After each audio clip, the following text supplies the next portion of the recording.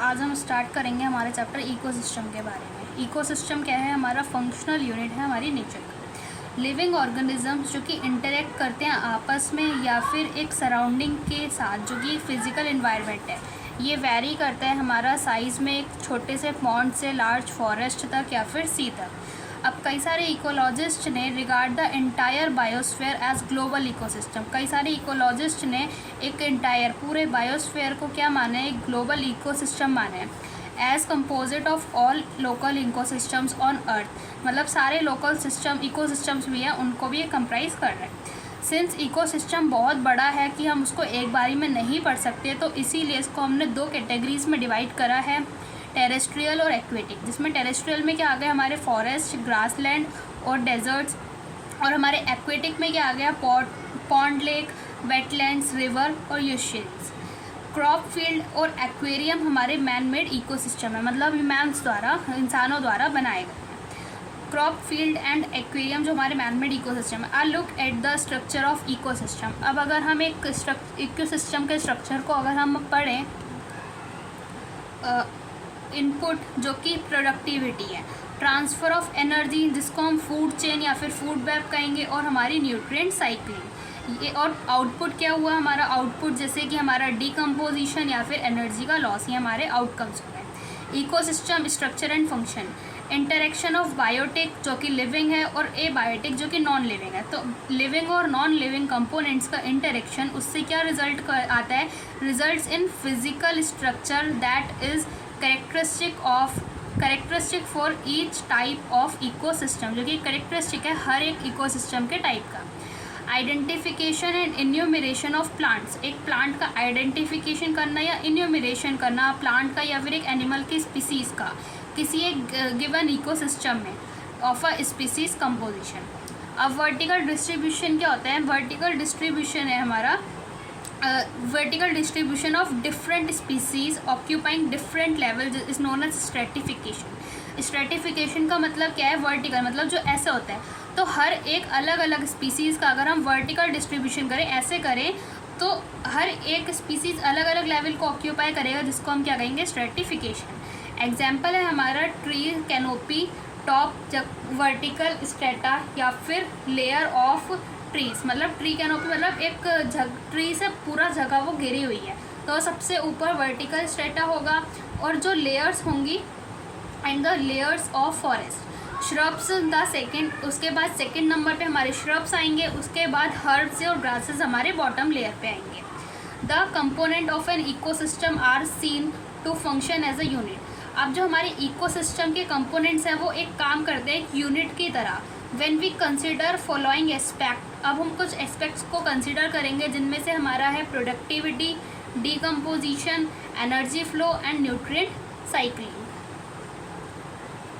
To understand the ethos of aquatic ecosystem. Ethos मतलब ये कैसे काम कर रहा है, एक्वेटिक इकोसिस्टम कैसे काम कर रहा है, तो हम उसके बारे में अगर हम देखें तो एग्जाम्पल है एक small pond or a self-sustainable unit that explains even the complex interaction exists in an aquatic ecosystem। एक छोटा सा पॉन्ड है, तो उसके अंदर खुद के अंदर इतनी कॉम्प्लेक्स इकोसिस्टम इंटरेक्शंस हैं उस एक एक्वेटिक इकोसिस्टम के अंदर ही जो पाए जाते हैं। अब एक पॉन्ड है, a pond is a shallow water body. Pond क्या है? एक शैलो वाटर बॉडी है which above mentioned 4 basics component of the ecosystem exhibit, जिसमें चारों के ऊपर जो चारों अभी हमने बेसिक 4 कंपोनेंट्स बताया, जिसमें वो सारे एग्जिस्ट करते हैं, productivity, decomposition, energy flow and nutrient cycling. अब जो हमारे ए बायोटिक कंपोनेंट्स हैं, मतलब जो हमारे नॉन लिविंग कंपोनेंट्स हैं, वो हैं इज़ द वाटर हो गया with all the dissolve inorganic and organic substance. किस चीज़ के साथ? एक सारे ही डिज़ोल्व ऑर्गेनिक या फिर इनऑर्गेनिक सब्सटेंस के साथ। और रिच सॉइल हो गया जो कि हमारा ए बायोटिक फैक्टर है, जो डिपॉजिट होती है at the bottom of the pond. The solar input, cycling of the temperature, day length और अदर क्लाइमेटिक कंडीशंस रेगुलेट करते हैं rate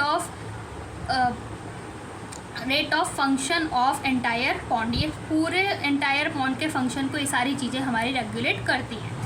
the autotrophic component include करते हैं फाइटोप्लैंक्टन्स, कुछ एल्गी, फ्लोटिंग सबमर्ज्ड और मार्जिनल प्लांट्स जो कि पाए जाते हैं एजेस पे।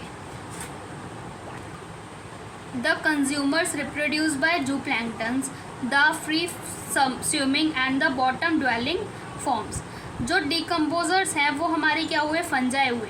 बायोटिक मतलब living components, biotic and the flagellated especially abundant in bottom of the plant pond, जो कि पॉन्ड के बॉटम में पाए जाते हैं वो सारे फ्लैजिलेट्स।